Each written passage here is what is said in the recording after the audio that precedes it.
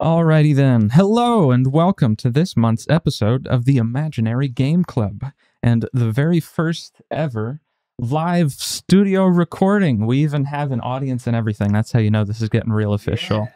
Woo! I am joined by my guest. I'll go ahead and let you introduce yourself. All right, so I've gone by Ayeza and also Talon. So I'm Ayeza Talon. Sometimes both at the same time. That's right. You may know him from showing up in some of the streams we do over on the Cax Nova channel. And as always, I am your host, Cax. Thanks so much for joining us for this month's episode. What month is it?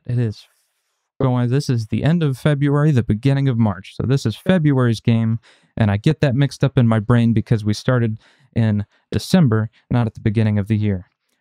So far, we've played off the Belgian Surrealist RPG, followed by Xenoclash, the Surrealist beat-em-up, and this time we are playing The Legend of Banjo-Kazooie and the Jiggies of Time, a surrealist adventure into nostalgia.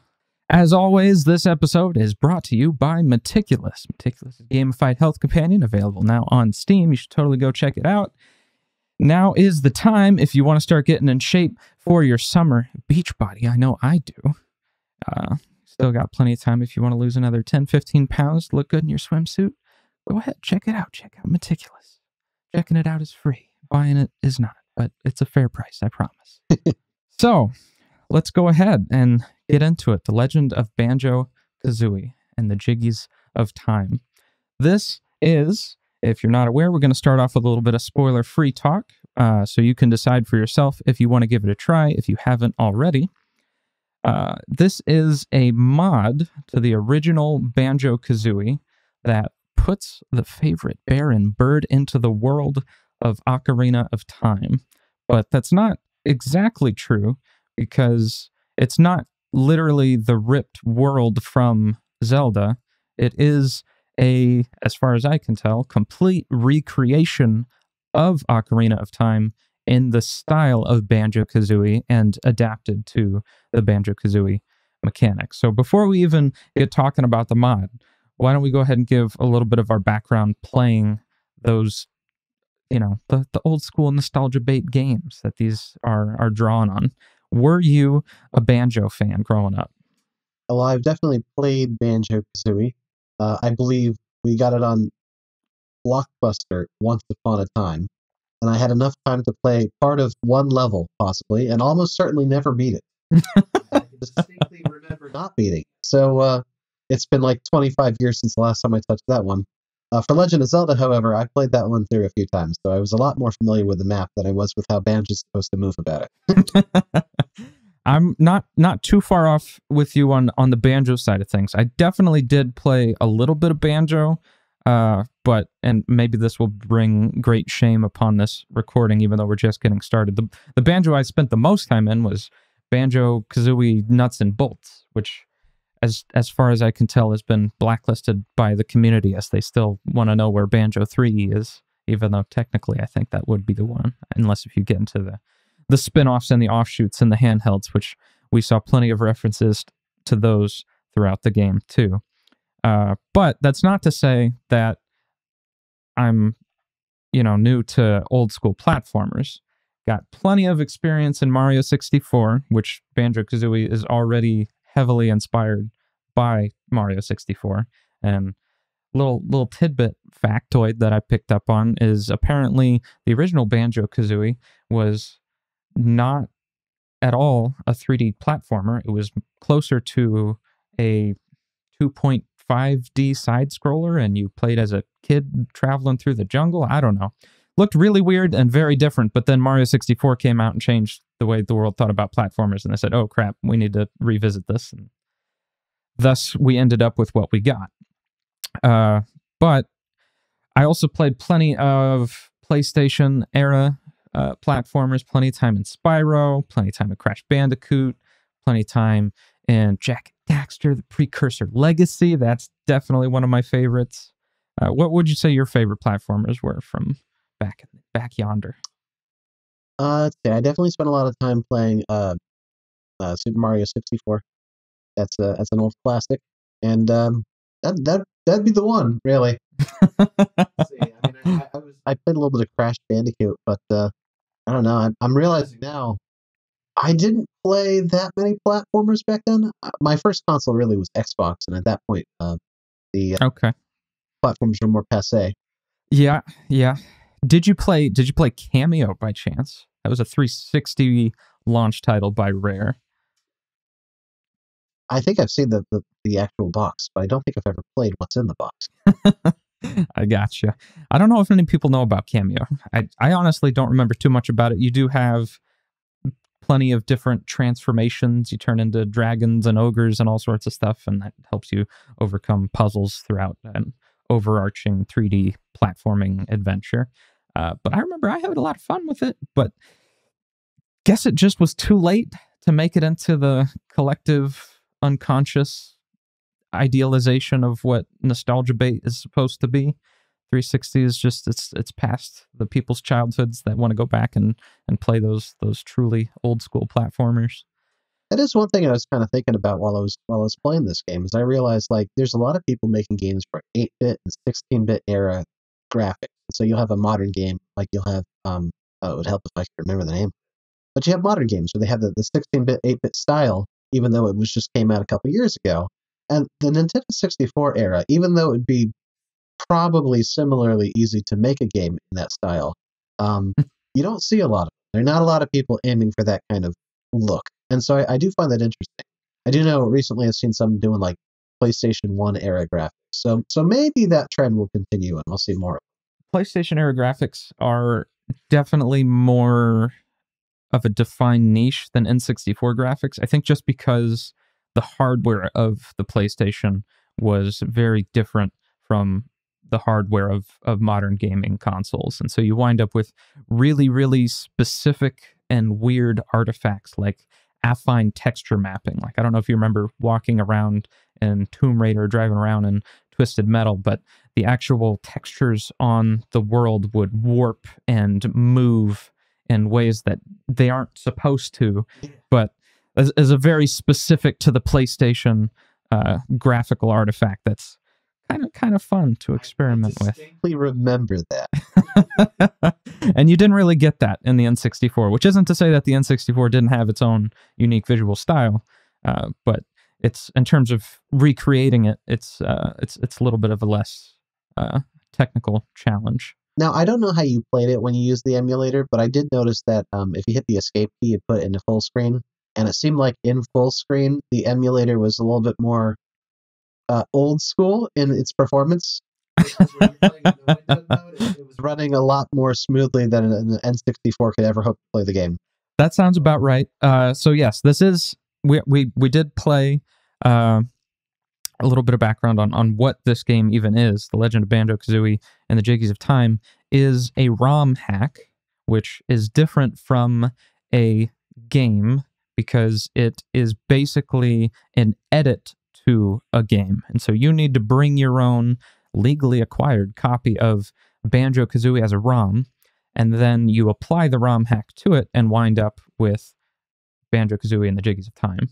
And in order to play emulated games, you need an emulator. So we played using Project 64, and when we're using the word ROM, the ROM is just referencing the file that basically serves as the substitute for the old school cartridge that you'd put into your console. It's the game disc, if you will.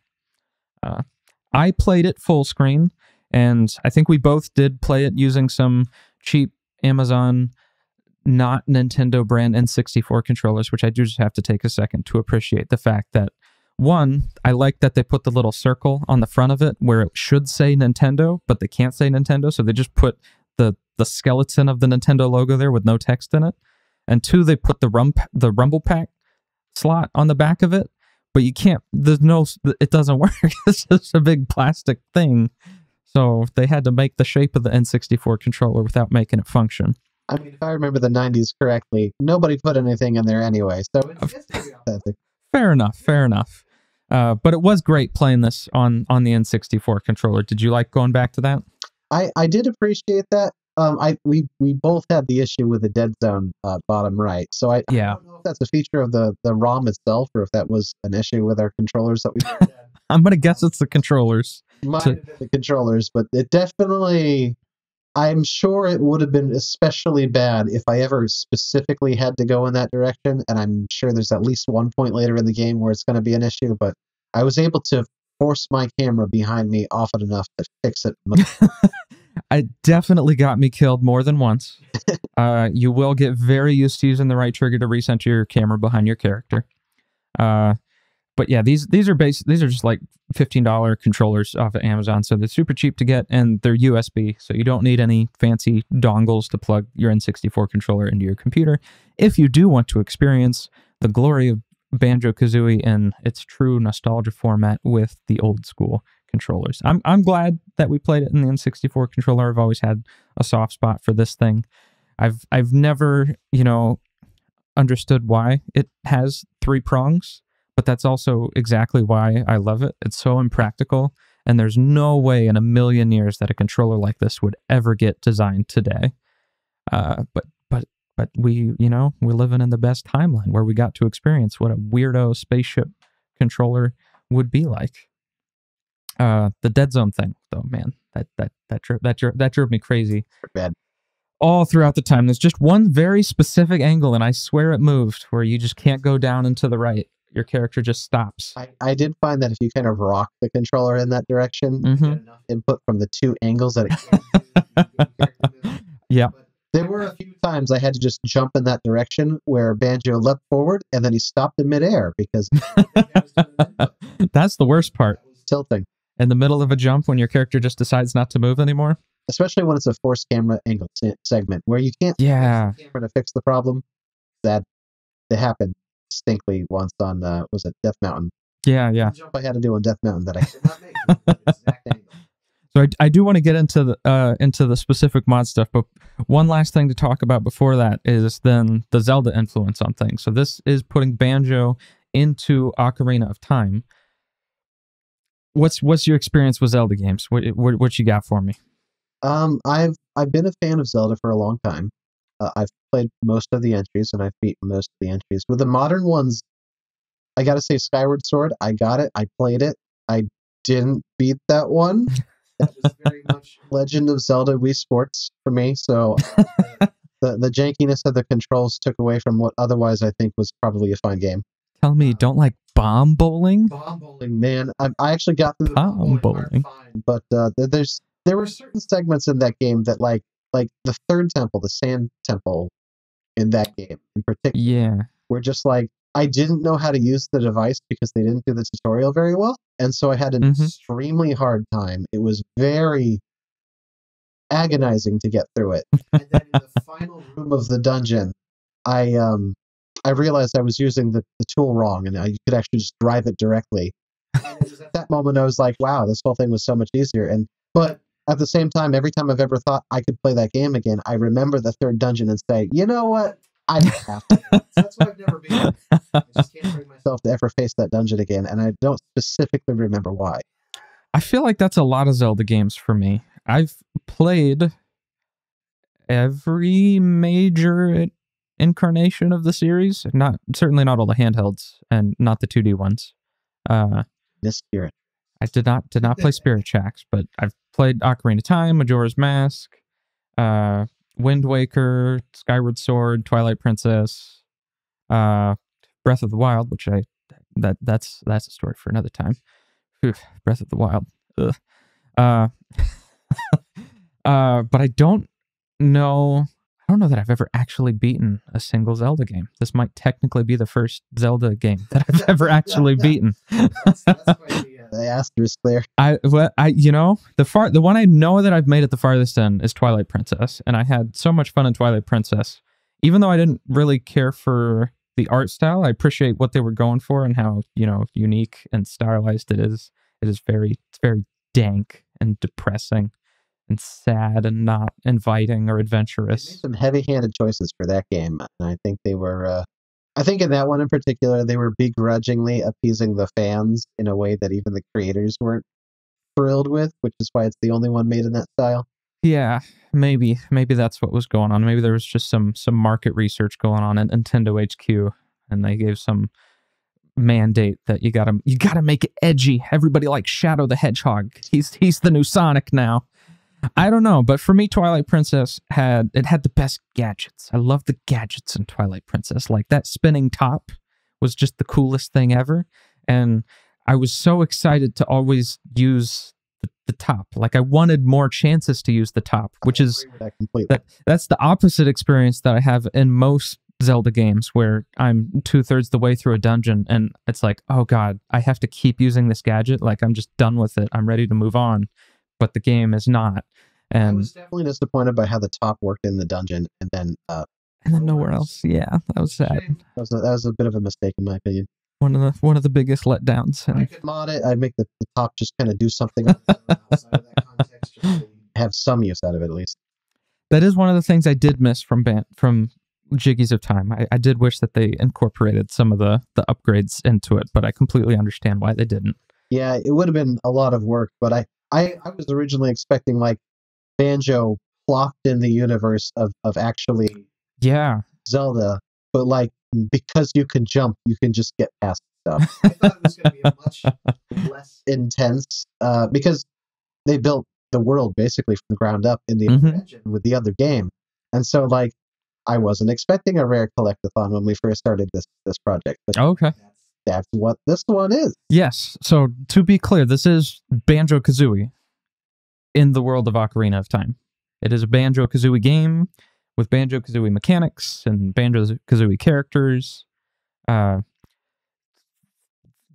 Pretty much the only, I mean, I say the only, it's a huge influence, is the world of the game that you play in. And at one point there's a light spoiler. You transform into a bomb bag, but I'm pretty sure that's about it. I was kind of hoping that you'd get to meet some of the Zelda NPCs. They're not in there. But you do get to meet with the Banjo NPCs, which, of course, I'm not as familiar with.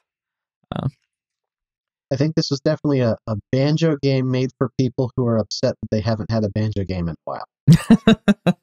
If you are that person, this is absolutely 110% the game for you. And I gotta say, having not actually played through Banjo-Kazooie, the first one all the way, I don't know how this difficulty actually compares to Banjo-Kazooie.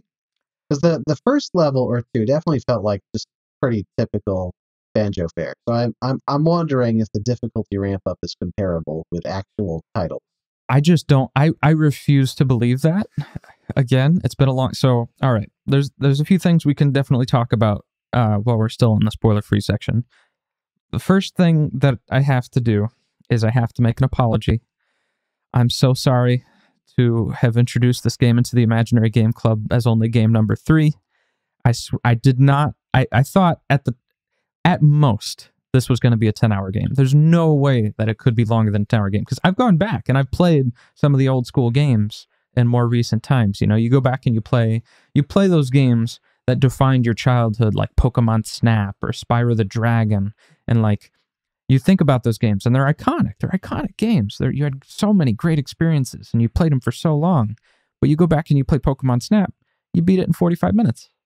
You go back and you play Spyro, maybe takes you a couple hours.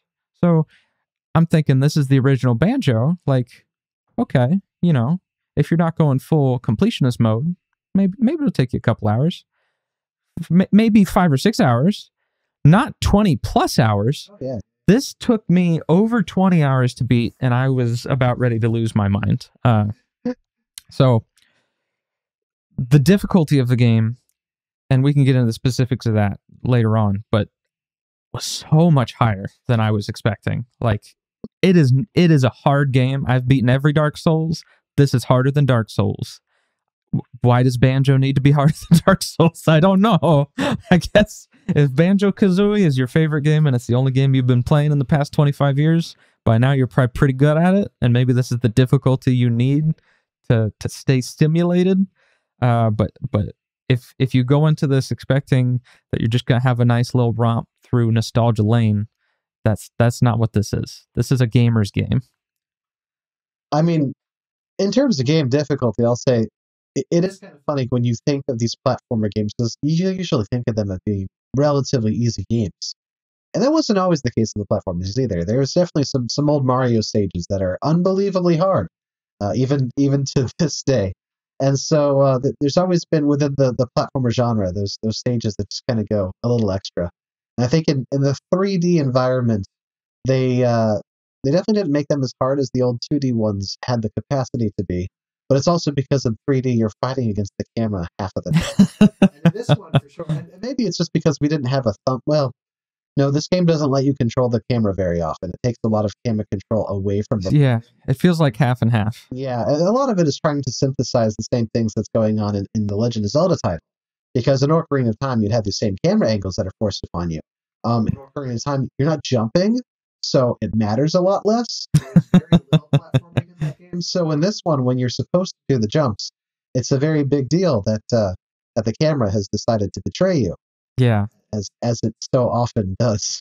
And a lot of that has to do with the way the environments were built too, because I don't know a percentage, but I know many of the environments in Ocarina of Time were the Final Fantasy VII style of just a 2D texture with 3D characters imposed upon them. And that can't be the case anymore in Banjo. It all has to be 3D because it's a platform. You can jump around on everything. So like that, the obvious choice is your bedroom in Kokiri Forest. There's a camera on a swivel in the center of the room, and it follows you around the room. Back in the day, I'm pretty sure that was one of those 2D textures. Now that can't be the case. So there is that added layer of complexity of dealing with a camera system designed for a 2D space, now requiring you to jump around and not just, from platform to platform, but going up to the extremes that the camera was never meant to look in the first place, having to climb up on tops of shelves to find your green Jinjos and all that. They did a very good job doing a very faithful recreation of areas that you could have always seen but could have never gotten to in Zelda. Yeah. Especially with Castletown, because Castletown was a lot of that effect you were talking about with the 3D environments and the 2D planes. In Castletown, they didn't flush out all of those lanes. And in this version of it, you can walk all the way to the the Temple of Time area without any kind of load screen between the two areas, like they had in Zelda. And so, like, it is very cool kind of seeing a game where they had to recreate something that already existed, filling in a lot of gaps with their imagination and doing such a good job with it. Yeah. You gotta give them some credit for that. They did a very faithful recreation of the game they were trying to replicate. Just right off the bat, as soon as you step into Kokiri Forest, I don't know if you had the same moment, but like, you're in Kokiri Forest, but it does feel different, and in a good way, because they've recolorized everything with the Banjo-Kazooie palette. So Zelda tends to have a more dour tone and a more dour color palette to match it, but Banjo-Kazooie is all bright, happy, and magical, and so the environments are much brighter too. Maybe they're using the textures from Banjo-Kazooie. Oh, I'm sure they are, in a lot of places. This is coming from. Yeah. But yeah, I mean, it does definitely feels like it shifts the genre of the whole game in a way. Yeah. By keeping that the palette of colors. Mm-hmm. All right, one more thing to talk about in spoiler-free territory is character controller. How'd you feel about the controls of Banjo going back to yesteryear of how you get around? For the most part, I mean, it worked like I remembered it working, but I can't say that I remembered it very well. One thing I was very surprised about going back to the past is that as a kid, during this genre, during this era, I didn't do very good on a lot of the jumping puzzles. I found them to be very challenging. And now going back, I'm a much older, more advanced gamer, and going back, I'm having all the same problems. All the same jumps giving me difficulty that they always did before, and I'm realizing more than ever that it was the camera's fault. I can't blame the controllers. The controller sometimes is eating my inputs, and I'm real. And yeah, just all the same mistakes I used to make once upon a time, making them again, and being able to say, It genuinely is actually the game. Yes. So there was some difficulty I never expected from basic platforming that definitely added a lot of playtime for me. Yeah. There were some simple jumps that took me 20 minutes longer than they were ever intended to, because you'd have to go back and try again every time you mess up. Mm-hmm. I do think the Banjo character controller captures a lot of the same magic that Mario does. Maybe not as well. If Mario is a 10 out of 10, then I'd probably give Banjo like an 8 out of 10. But just missing the Mario long jump maneuver, where you crouch and then jump as you're doing the crouch animation to yes, forward. If he had that, I would have been so much happier. There is one move he was missing. There is a hacky version of that, which is the trot jump into the rat-a-tat rap, which is longer than your double jump. And there was... I did have some points where the game tried to get me to do that. And any situation where that's what you're supposed to do, it's so painfully frame perfect. It's still 20 minutes of time to do it. I just did some of those earlier today. So thank you, Forest Temple. To the game's credit, they do give you that little bit of information, which I assume the original game did not. They comment on the fact that the original game did not. Oh, okay. Yeah. Yes. And I guess that I don't think this is the first one of these mods they had made. And in the previous mod, they also didn't mention it, but may have actually required it as well. So it's nice that they tell you that, but also when they told me that, I knew, oh, good, I have to do this now somewhere in this game. There's a few places you can do it, but I don't know that I ever encountered a place where I had to do it, to the game's credit. And to mention it, this is done by Kirko Mods, and he has done a great number of other mods.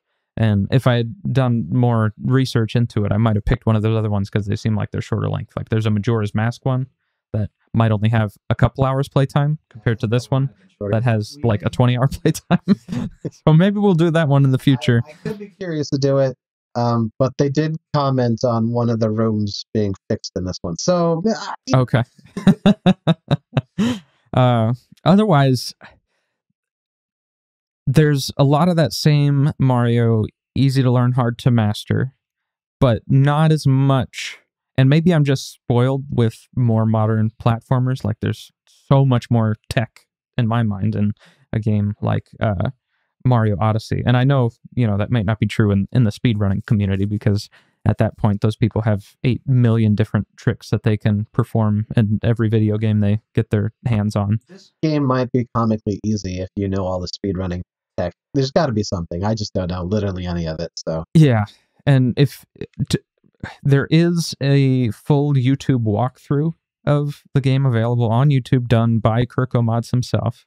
And there is a sneaking suspicion in the back of my mind that this whole mod was just a secret ploy to get people to have to go look at that walkthrough to subscribe to his YouTube channel. I don't know anything. It's alleged. I mean, let's be fair. This is an era of video games where you would buy the game and also the strategy guide that came with it. So, having an ad for your YouTube secrets. Oh, no, it was appreciated. It's actually a nice thing, because I know there are a lot of mods like this where there's not any support for it once it's out there. Good luck, everybody. Yep. I did it. But, but no, so it is nice that that's available. It might be required in this. It is pretty required, but we'll get into that later. So, all right. Is there anything else that you want to talk about before we get into spoilers? I think I already said it, but just this game made me realize that maybe I'm just not as good at games as I thought I was. Or maybe the old games are just way harder than I realized. I swear, it's harder than Dark Souls. You can quote me on that. Put that on the back of the box. Because, gosh, freaking darn it, there are some segments in this that really, you gotta do it over and over and over again until you just happen to get lucky enough to get the right input. But all right, in that case, let's go ahead. Final verdicts. How would you rate this game? I see one on here. The three-legged puppy. I feel like this is a game where some people, like those people who've been itching for a true, proper Banjo-Kazooie game for the last 25 years, this one's for you. Definitely, it is. If you haven't ever played Banjo-Kazooie, I think this game's probably harder than the original one, so you may want to play that one first to learn how Banjo moves. However, having said that, the early stages of this game feel like early stages from Banjo-Kazooie, to where it's trying to teach you how to do the stuff. It just might expect you to figure it out a little faster than Banjo-Kazooie. Yeah, and I'm gonna agree with you that with that rating too. I would call this a three-legged puppy. I'm gonna elevate it above calling it a niche game, because obviously, if you fit into the niche of hardcore Banjo-Kazooie fans, play this game. You're gonna love it. But there's just so much love and care put into the creation of this mod. Like, this is 20 hours of content in a mod for a 20-something-year-old game. It's incredible, and the worlds are all spectacularly done. The music is delightful. Like that well, we can talk more about the music too, but that Hyrule Field theme is just delightful. Every time I walk into Hyrule Field, that would bring a smile onto my face, even after the horrible monstrosities I would have to deal with in a couple of the different dungeons. Definitely think every song was a joy. Except for the Forest Temple, which doesn't really have a song. It's got that constant rapping, that constant noise going on in the background, which, not the dev's fault. That's the Forest Temple music. But man, yeah, this is the quintessential three-legged puppy, because the difficulty and I'll group it all under difficulty in terms of some of the different platforming segments, the final boss fight, and the requirements that you need to do to get to the new levels. They're just way too much. If this game eased up on just the difficulty, it would go from being a game that hardcore Banjo fans can enjoy to being a game that anyone interested in retro gaming could enjoy. The difficulty definitely gets pretty extreme. They expect you to use radically different skill sets than you might have otherwise used in these games either. Because platforming's one thing. I go into a platformer expecting to be expected to jump. Yeah, sure. I wasn't expecting to have to translate languages. And, there's definitely some higher level thought expected. I was just getting to that part of the game, but I didn't want to keep the video waiting forever, so wanted to. No, yeah. So the reason I'm calling this a three-legged puppy and not a niche game is because if you just play the first few levels, great. You don't have to play the whole game. In fact, for most people, don't play the whole game. You'll have a better experience with it if you just play the first few stages. If you play the first few stages and you're having yourself a great time, then keep on going, because there's plenty more to be discovered, and there's so many fun Easter eggs to find, and it's just really cool to see how these worlds have been reimagined in the Banjo-Kazooie theme. But if you play the first couple of worlds and you get your fill, then great. That's it. But I think most people would probably get a lot out of seeing those first couple of worlds. Play Kokiri Forest, and then maybe run around Castletown a little bit, and there you go. I feel like this game made me remember something about how I used to play games as a kid. Because as a kid, you would go back to those stages that you really liked. You'd play through them a few times. And this is definitely a game where, like it or not, you might have to play through a stage a few times to try and get all of those things that you missed. And if you could learn to like it, it would make the experience a lot more enjoyable, because you're going to need to get all those things, not just some of them. So, yeah, I think without a deadline looming for the completion of the game, we might have had a slightly more drawn out and leisurely and enjoyable experience with the game. It has a lot of time, a lot of heart put into it, and you can definitely enjoy looking for every little nook and cranny to find every music note on all of the stages, because there's a lot of them. Some of them are really tucked away in the roots of the tree. Don't miss that one. Yeah, and if you stick around for the spoiler section, you're going to hear me lose my mind. And I just want to be absolutely 100% crystal clear. I'm not criticizing the developers of this mod. You put so much time and effort into it. I can only imagine how hard it was to complete a project of this scale using whatever tool set you had to make a Banjo-Kazooie video game. So hats off to you. You did a great job. Your passion was on full display. So forgive me when I'm going to tear this game a new one later on. But yeah, as always, for the Imaginary Game Club, like I said before, I apologize. This is much, much longer of a game than what I intended to pick for this format, and I will do a little bit more research in the future going forward to make sure that games that we pick ahead of time are of an appropriate length. Somewhere in that 4 to 6 hour sweet spot is, I think, ideal. 20 hours is just too long. We're all busy adults here, and the whole point of Game Club is to give yourself an excuse to play more video games. You know, a lot of us, we have those games that they're the ones that you turn on when you get home from work, whether that's your World of Warcraft or your League of Legends or your Valorants or whatever the game is. You know, or you got your buds and then you get on a Discord call with them and it's like, all right, it's Pal World time. And then that's the game that you end up playing for the rest of the month. And or in some cases for the rest of the year, or in some cases for the rest of your life. So it's great to have an excuse to get to have a little bit more variety in your video game experience. And that's what the Game Club's all about. So hopefully if you decide to check out Banjo-Kazooie and the Jiggies of Time for yourself, download instructions are shared in the Imaginary Game Studios Discord, which you can get to by going to imaginarygamestudios.com and clicking on the Discord server link at the top of the screen. That's where we will have instructions for how to get your hands on all of the games for the Imaginary Game Club if you want to join us and play them along with us, which I hope you do. Otherwise, let's assume this isn't your cup of tea, or you already have played it, and we can get into talking some spoiler territory.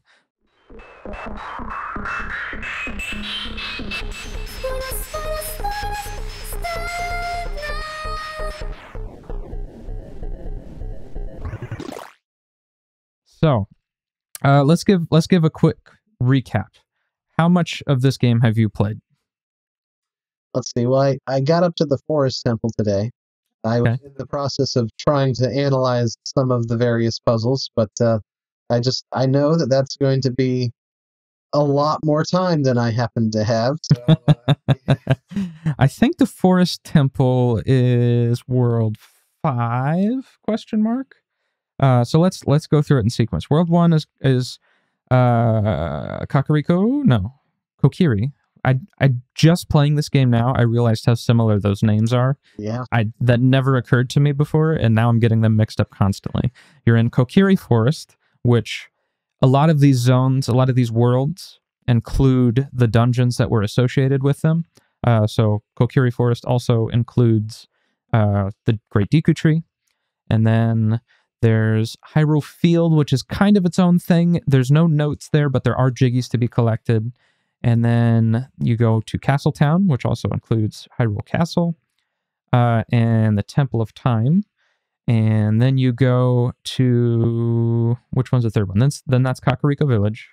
And then Death Mountain. And then from Death Mountain, I think you go to the Forest Temple? And then Lake Hylia. You can do Lake Hylia. I think at some point the Mole Man tells you that the Forest Temple is the next zone after Death Mountain, but you have the option to do either Forest Temple or Lake Hylia at the same time. So it's nice. I was able... Oh, Zora's Domain. Zora's Domain. That's the one I was missing. Yeah, so there's... I always like Zora's Domain music. I could hang out there all day. It's good music. It's one of my favorites. It's not my favorite. I think it's my second favorite, right after Song of Storms. I mean, you can't be Song of Storms. That's the jam. Which, weirdly, I don't know if they played Song of Storms in the Windmill this time, but they did play it in Lon Lon Range. Which, did you get to Lon Lon Range? I thought they did play it. Maybe they did. You were only in there for like 20 seconds, which... All right. All the Jiggies in there. I don't know. Let's. How about we do this? Let's go through it world by world, starting with Kakariko. Kokiri Forest. Okay.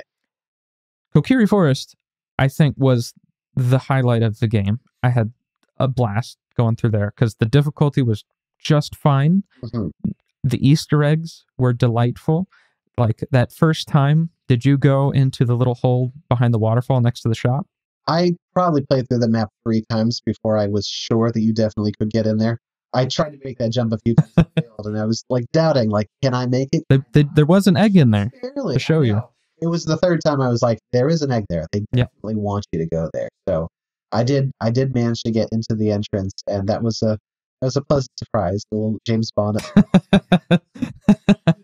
That's got to be like my favorite genre of Easter egg of all time. It's fun. I enjoy the fact that they were able to throw some stuff in there. Because like real Nintendo games, they might have had some Easter eggs. They definitely did back in the day, but not to the level that you find. No. So the two primary types of Easter eggs you find are, one, there's game box arts hidden all throughout everywhere, which is great because especially in a collectathon where you're already exploring every nook and cranny, there can't be a collectible in every nook and cranny, but even the ones that don't have one will oftentimes have an old school game.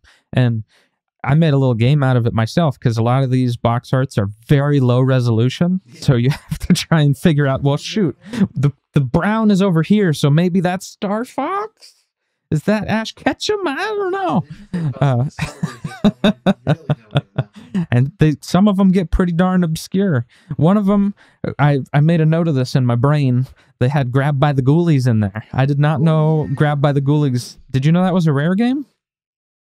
Was it the last Rare game? No, because that was an Xbox launch title, and Cameo was a 360 launch title. Cameo might have been the last of the Rare games before they got demoted to Kinect territory and making awful spin-offs for the Kinect. Maybe so. Which is a shame, because again, I like Cameo.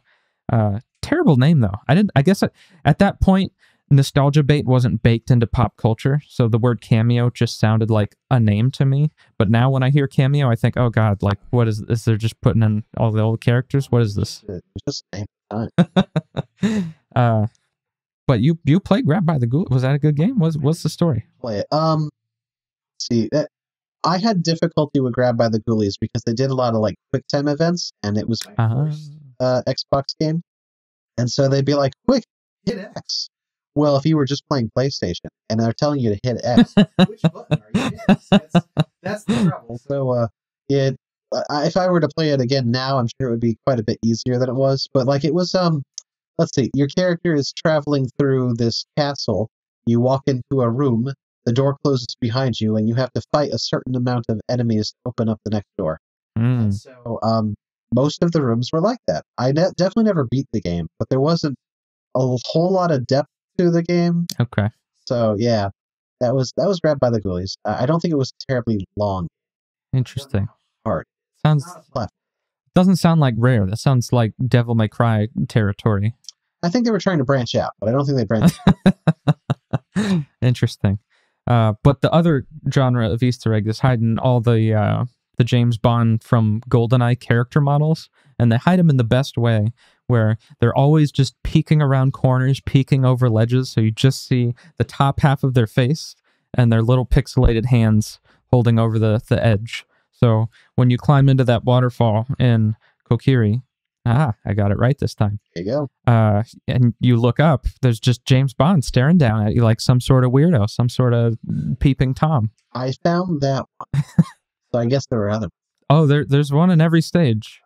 And I don't know if you noticed this, but did you get to the fast travel? Oh, yeah. Yeah. And in that fast travel zone, I assume you did not get to this because it's the last unlock in the fast travel zone. We're in spoiler territory, deal with it. There's a big question mark over it. So there's 9 total worlds in the game, 10 if you include Hyrule Field. And in the fast travel world that you unlock somewhat halfway through it to help you get around, there's a 10th door with a question mark over it. And I was thinking, oh, great, this is going to be an opportunity to get some free notes, get some free jiggies, whatever.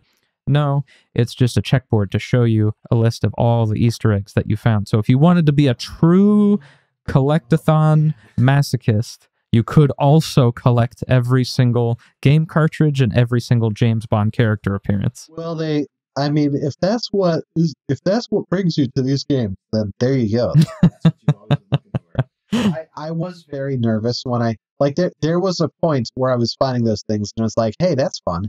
And then there was a point where I started thinking like, do I need to remember these? Should I have been taking notes about the locations? Is going to tie into some secret later, because like this could be an absolutely horrible thing that they put in here. So I hope that it wasn't a horrible thing. I hope that it's not. It never. It yeah. Triangulate your position to some Illuminati chest of I don't know, because oh boy, there's some evil things that could be done with these boxes hidden in every corner. No. There's as far as I'm aware, there's no Easter eggs on top of Easter eggs in that context. It's just another fun thing that you can collect. I'm not giving the devs any ideas. Otherwise, Kokiri Forest, some of the doors are openable, some of them are not, which it took me at least half of the game to start recognizing which door textures were the ones that I was supposed to break. Could have done with a little bit more crackage on some of those doors to show, break this one, please. Yeah, that would have been nice across the whole game. I think there are places in the game where they have doors, real doors and fake doors, and breakable doors, and I think maybe some of the doors are just textures floating in the air in front of the wall. It really helps if the doors I could break were consistently marked in a way that would allow me to know that this is a breakable one. They are actually done that, but I didn't know that they were until a very, very long time, because there's like 4 or 5 different door textures, and one of them is breakable. So all you're seeing is just a bunch of different doors, and some of them break. It's not like the breakable one and the not breakable one. It's the I don't know one, and the one with the window on it, and the one with the hinges, and the one with the big hinges, and it's like I don't know. But it is cool that you do get to go in some of the houses, not all of them, but you get to go in the little shop where you meet your first hint lady, which thank goodness they had the hint lady there. There's a hint lady in every stage that is pretty necessary. Unfortunately, a lot of the times when I got to the hint lady, I had found all the jiggies the hint lady was giving me hints for, and then that just left me hanging on the other ones. I had no more hints. I was out of hints. But then you do get to go into the Great Deku Tree, which, again, you don't get to go in all of the Great Deku Tree. There's none of the basement. It's just the top part. But since it's all part of one seamless level, I don't feel cheated. I got really stuck on that part because I know how you solve that puzzle in Zelda. Okay. And that's not how you solve the puzzle in this game, which made it all the more challenging because I almost killed myself from fall damage a few times trying to hitting the thing, because there's even a button under that thing where you do have to break through it, but you have to use the eggs. And I did not know that, so I had jumped off the ceiling a few times. Me too. It did not work. And also, falling damage ramps up based on how far you fall, which I learned in that room. So yeah, that's a bad way to get a game over and have to start collecting your music notes. But at least I'm a little bit more forgiving in Kokiri Forest, because it's a place that you're going to have to come back to multiple times anyways, and it's a place that they pseudo require you to come back to multiple times anyways, because it's also connected to the Lost Woods. And I don't know if you know this, but to get into the Lost Woods, there's a door, and above that door there's a sign that tells you that it's the Lost Woods, and that signifies you're going into a new zone. And at the base of that door there's a sign that says no notes, which tells you that when you go through the door you're going to lose all your notes, because the way Banjo-Kazooie works is the collectibles are retained so long as you're in that world, and your total collected items are based on the high score of that world, which is kind of a cool way to do it. I don't know that I've really played another game that's done it that way. I'm sure there are some, but none. It did make me wonder if Banjo-Kazooie was always this way, or if that's something that they had done specifically. I have to assume it's the way it's always been, but I can't confirm that because it's been a long time since I played Banjo. But oh my god, that tutorial mole in front of that door, I hit him like 8,000 times. You walk around him. I know, but he's the only one that auto triggers. Every other mole guy, so there's a mole, his name's Bottles, and he's the one that does your tutorialization. And to the mod's credit, there's a pretty hefty tutorial. They put a pretty good amount of effort. Like, the length of most mods is the length of the tutorial in this game. Yeah. So good on you for making a legit tutorial. I will get back to complaining about the tutorial later, but most of the time you have to walk up to Bottle's molehill and press a button to talk to him. But this one guy here in the most trafficked door of the game in Lost Woods, because it's Lost Woods, every time you make a wrong turn, you get sent back to the entrance, and he's right there at the entrance. And if you get too close to him, he starts telling you about how you're going to lose all your notes again. And I heard that over and over and over again. I had an issue with the Lost Woods very early on, as I mentioned to you, and you mentioned on stream. I got stuck during the tutorial because before my B button did anything, and anybody bothered to tell me that the B button would do anything, one of the moles, the one that tells you that your B button does stuff, has to be triggered with the B button. All of the other ones so far trigger when you walk up to them, but not that one. So that one didn't want to talk to me.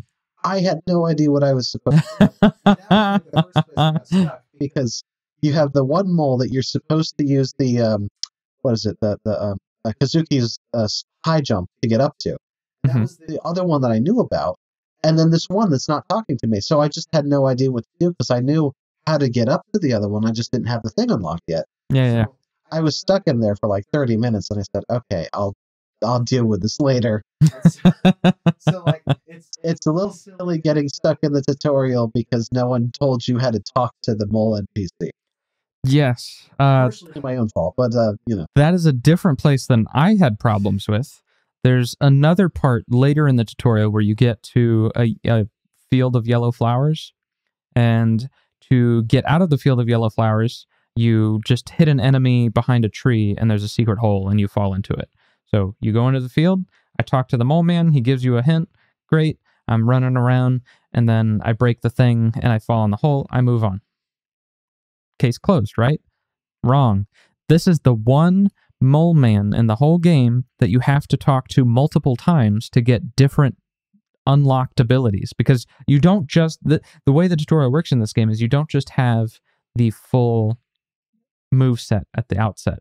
And to be fair, I guess we both opted into this, because I think at the beginning of the game they do ask you, do you want the tutorial or do you not want the tutorial? As somebody who's less familiar with Banjo and hasn't played it in a very, very long time, I opted for the tutorial, because why not? That's also why I did it. Right. That's probably a mistake, because you can't do moves until the mole tells you that you can do the moves. So this one mole gives you 3 moves. I didn't know that, so I was missing 2 moves for a very long time, and those 2 moves are not required until you get to Castletown. And then there's the big door to Hyrule Castle, and there's so many, this is like Inception levels of gaslighting, where I didn't know that the move existed in the first place.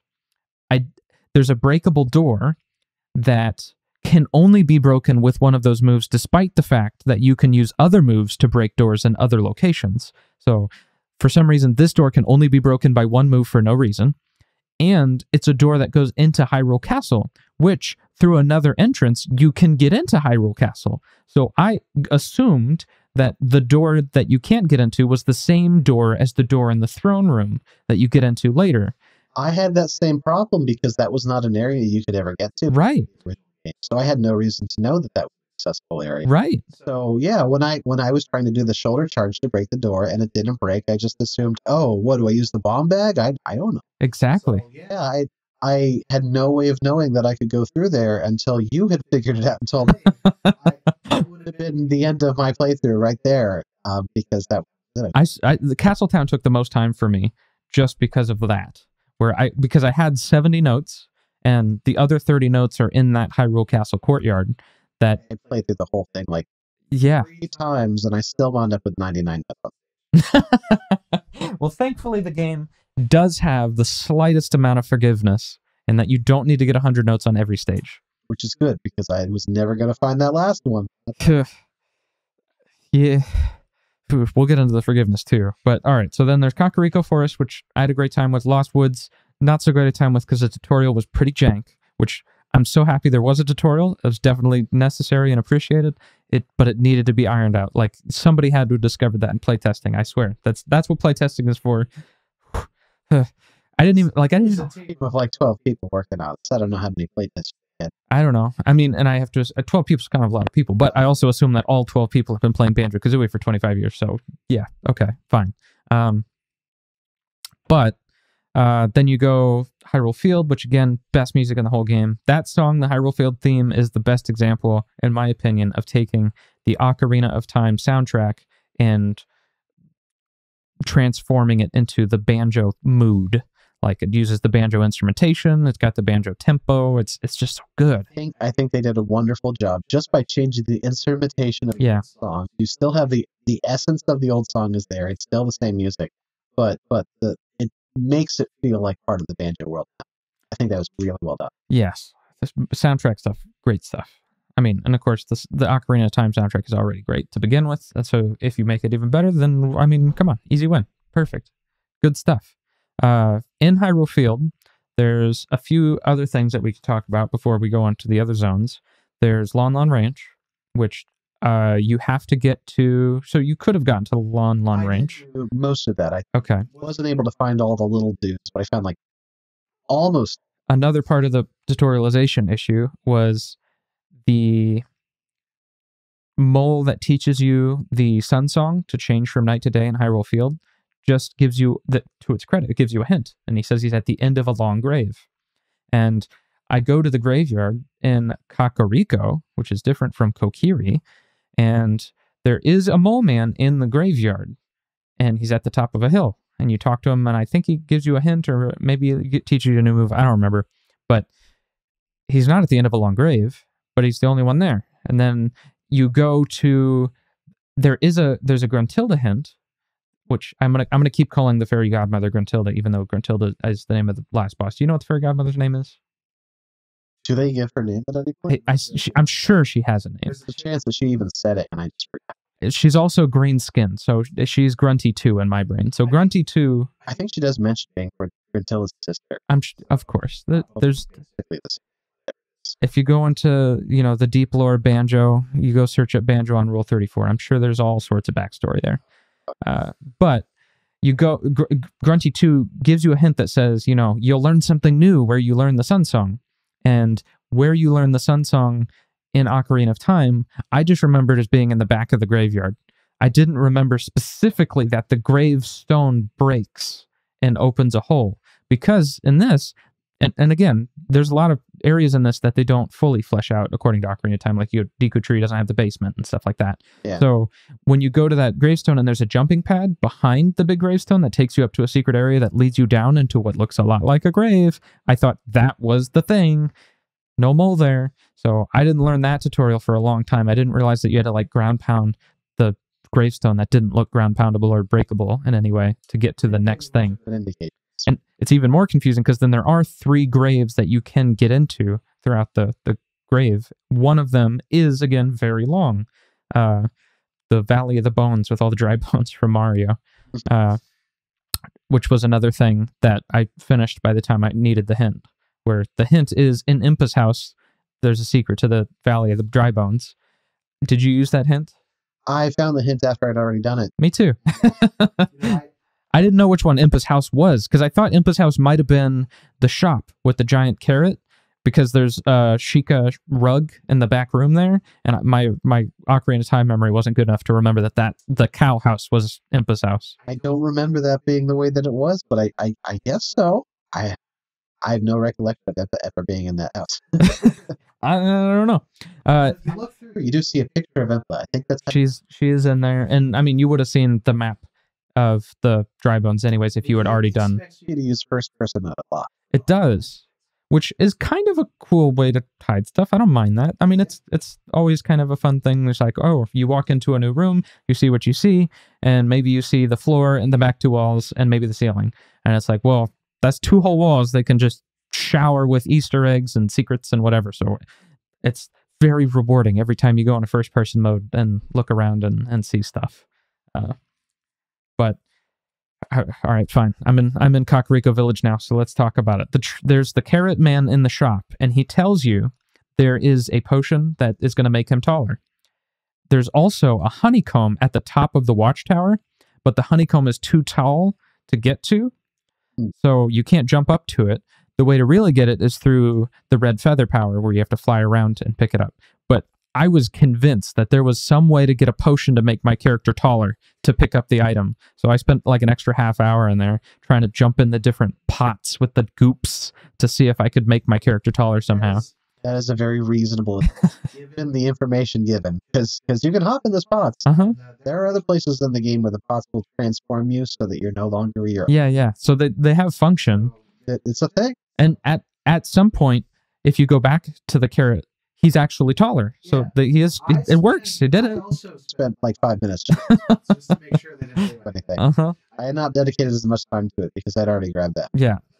Then you got the Diddy statue. Climbing that thing was the bane of my existence in Kakariko Village. Climbed it. You didn't climb it? You have to climb it. I flew to it. That's where the thing is. That's where the first one is. Where's the first red feather? So, all right. How I got to the red feather flying pad. There's another one that's on top of the windmill. So if you go back, there's an area where you can climb up the side of it using these like tiled panels. Yeah. So you can climb up, jump to the top. I got up to all the flying section that way. Okay. But that. Wow. Speaking of the Diddy Kong thing, did you enjoy the time trial that unlocks? That was. You had a better experience with it than I did. It was very hard. But it was also very hard because, again, it was a little bit misleading, I think, where... Okay, so first you have to hit the coin of Diddy Kong to activate a timer to open the door to the windmill. Yep. And then there's, theoretically, running shoes at the base of the Diddy Kong statue that is supposed to help you get there faster. But two problems. One, there's a lot of geometry between you and the windmill, so if you mess up any of your jumps on the shoes, you take fall damage and you lose the shoes and it's over. And two, you have to hit the coin while flying to trigger the timer. And then there's no easy way to get down once you're flying. I think you can ground pound. Didn't know that at the time. So I'm like trying to freaking jank my camera to get myself to actually go straight down. Didn't work. But thankfully, the beak blast sends you super far, way farther than it has any right to. So it wasn't super hard. Yeah. Maybe flying made it a lot. Flying made it not so bad. Intended way, and it was awful. Yeah.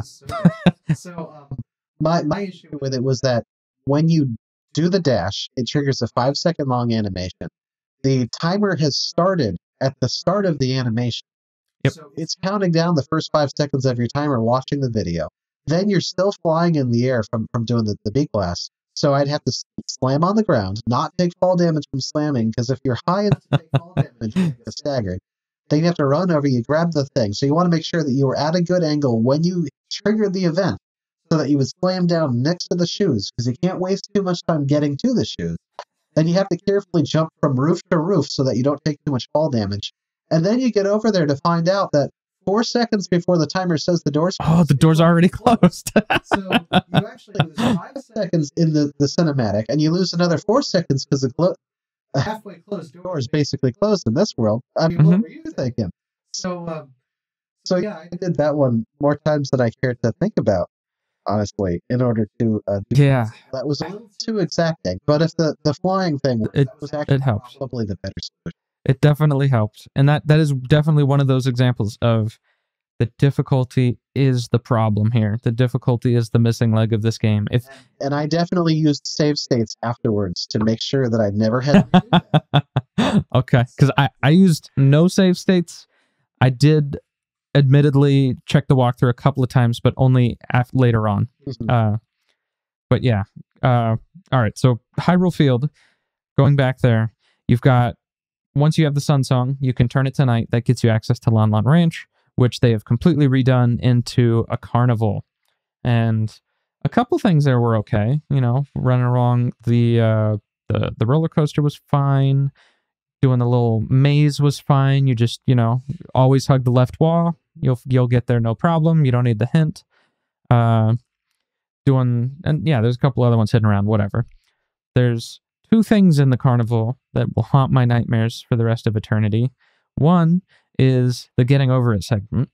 There's a rock wall where you have to jump from little wooden stake to little wooden stake and get to the top, and it zigzags back on itself like 3 or 4 times. Your character collider is like a capsule, so if you don't land on the wooden stake at just the right time, you just slide right off, and that was horrible, and I hate it. But my experience with that was actually not too bad. Okay. That's because, with the exception of 2 of the jumps, you can do the backflip for 100% of them. Yes. So yeah, I did all backflips. So did I. To directly land on the post, because you're right, you will slide off if you have any kind of momentum. Yep. So, yeah, it was all backflips, and I had a lot of trouble with like the first couple jumps. But if I could get past those, the rest of it was pretty simple. Well, once I got the hang of it, I was able to consistently do that. that's good, because if you mess up at any point later, you're now high enough to take fall damage. And so you can only mess up a couple of times before everything gets reset. And then there was a skull at the top of that one that I didn't get. Oh, I was so mad. There's a door at the top of the rock wall. Going through the door, I assumed it was going to take me to a balcony because I'm at the top of the tower, and I was going to look around, see something, pick a note up, and go back in, whatever. But it doesn't. It takes you right back down. So you just lost your opportunity to get that mumbo, and I'm done. So I was like, I could get this. I could take the risk and not see what's behind the door, or I could see what's behind the door and then come back for it. So I went through the door. Yep, that's exactly what I did. Nope. I could go get that one, but I'm not going. The other nightmare, the Ferris wheel. Did you climb the Ferris wheel? I had a much easier time of it than you did. Really? I started going up the wrong side, and I was like, well, I can't make these jumps. What am I supposed to do? Yeah. So then I figured I'd try the other side, and once I saw the jump pads and everything, I messed up the long jump with the shoes like once. Okay. And so all told, when I was going the correct direction, I got it on like my second try. Gotcha. Maybe I just didn't get the camera in the magic spot, because two things with the Ferris wheel. That's the first example, I think, in the game that you see of a shock jump pad that's not actually a shock jump pad. Some points later on, they just use the green color and a very pixelated version of the crow's feet to symbolize that this surface is a shock jump pad, even though it's not. Weirdly hidden one. There were some in even the first level. Yeah. That were just, there's one that was buried under the hay. Yeah, yeah. You got to know about it to know about it. Which I had an issue with it where I had left there to start the game. I'd gone back into that room to like explore it more. Mm-hmm. And when I came back into that room, I had the mole man was giving me the tutorial about the coin while I was in the room. So that's how I knew it was in there in the first place, is because for some reason that was the first shock jump I had come into contact with after triggering that conversation. Oh, I see. So while I was still trying to get me the tutorial, I was like, there's one. Oh. Okay. The game told me it was there. Yeah. Away, and so all right. So that one wasn't so tough. When I first saw that other texture on the Ferris wheel, I thought it was a joke. I thought it was an Easter egg. I thought it was like, oh, the kid who was riding the Ferris wheel threw up in the Ferris wheel. That's funny. And I just ignored it. So I didn't come back to that much later. But then otherwise, the geometry of the Ferris wheel, there's all these bars crossing over each other. And some of them are actual geometry that will mess up your camera. And some of them you can land on, and some of them you can't. So that took me way too long. I actually game over there once. It was not great. I was in chat listening to you enjoying the Ferris.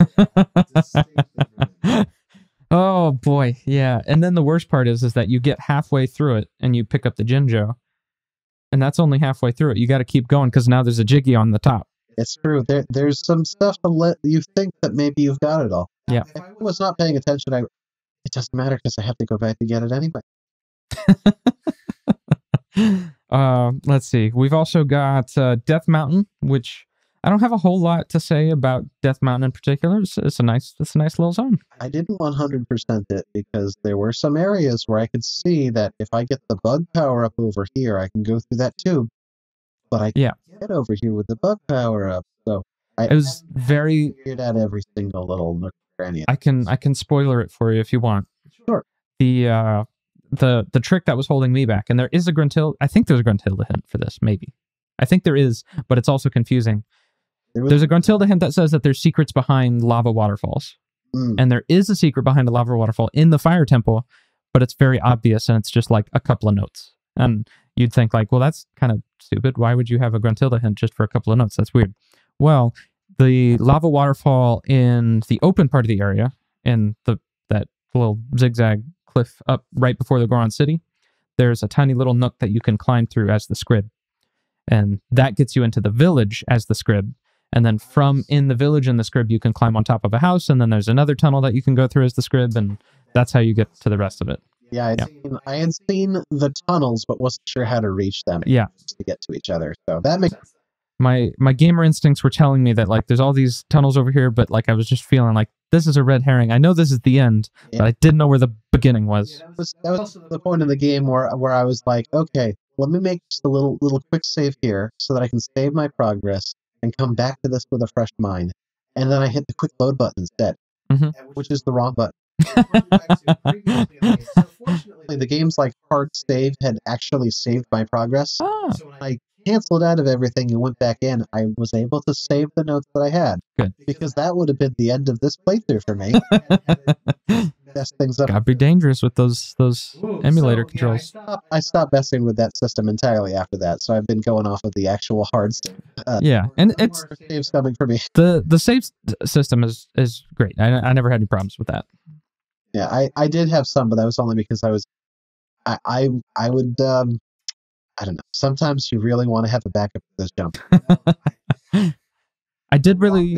They're just soul grind sometimes. The walkbacks are pretty bad. Thankfully, the level layout is usually, I don't know, tridenty. What's the wheel and spokesy kind of sort of. There's usually like the open area and then different branches off of that open area that you can get back to. So exploring an area might take a long time, but if you die and have to go back to the entrance, then it's usually not too far away from where you are, with the exception of Gerudo Valley. That was long. My biggest frustrations with that would have been in the Death Mountain area, where if you fall... Yeah, there's long zigzag. Yeah, that was really annoying. Except that I fell into the lava probably 20 times. I got to be pretty good at like using the the Kazuki run. Uh-huh. You just like you ride them up, and if you're jumping up those like upward slants, I think you pick up more speed. And so like I was actually able to go up faster that way, so it made it feel better getting back. But then to mess up the same jump again, I have to do it again. It hurts. It does hurt. It did have one of my favorite all-time mechanics across all of video gaming, where when you turn into the Mumbo transformation in that area, you do get to talk to all of the ant enemies that you haven't killed yet. I don't know if you noticed that. I didn't notice that because the first one I ran into said, "Hey, this guy's the wrong." Yeah. So that's great, and you can talk to the other ones too. The other ones, but that one tried to kill me. So I just assumed they would all. It's bad tutorialization, but yes, you can talk to the other ones. Go back there and not kill them before I get to that point, so I can have more conversation. I feel like they have to have something fun to say. I don't know that I went back and talked to all of them, but that was cute. Then we've got Lake Hylia, which I don't know that you've gotten to Lake Hylia yet. Zora's Domain. Zora's Domain, right. I keep forgetting that. They're both water zones in my brain. And what's better than a underwater level that we all know and love? Well, 2 underwater levels, and this one has 2 of them. With the ice slide. Zora's Domain has the ice slide. The only thing it was missing was the slider theme from Mario 64. It needed to have that. Nice. Good place to put it. I don't was that inspired by anything, that particular ice slide, other than Mario? I mean, because it's different. There's like 3 lanes that you jump between. I don't recognize that from Mario. Maybe that's a Banjo-Kazooie thing somewhere, and I just don't remember. But gosh darn, that was hard. I don't know how you progressed past that part, honestly, because I wasn't able to. There's a point in there where you have these, like, I think it's 3 panels that are very small, just barely. With the notes on them. And there are notes on them, so you have to hit those. Yep. The problem that I had is that when you land on the ice, there's a period of time between when you start sliding to when you're actually sliding that you cannot jump out of the animation. And that's the length of those little slips. So it's like, do I just kamikaze 3 times to get all these? Is that what they were expecting? Am I actually supposed to jump from one to the other? You can jump from one to the other. You have to jump before that animation even starts. You have to like instantly pop off of it. I understand. I was using the butt slam to stop my momentum. Oh yeah, I don't think you could do that. From jumping out of it again. And so by doing it the safest possible way, I guaranteed I would fall.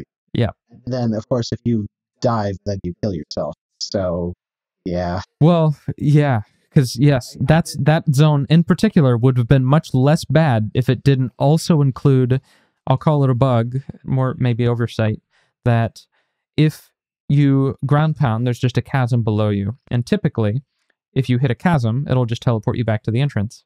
But in this particular area, they didn't put the hitbox for the chasm high enough from the actual bottom of the world.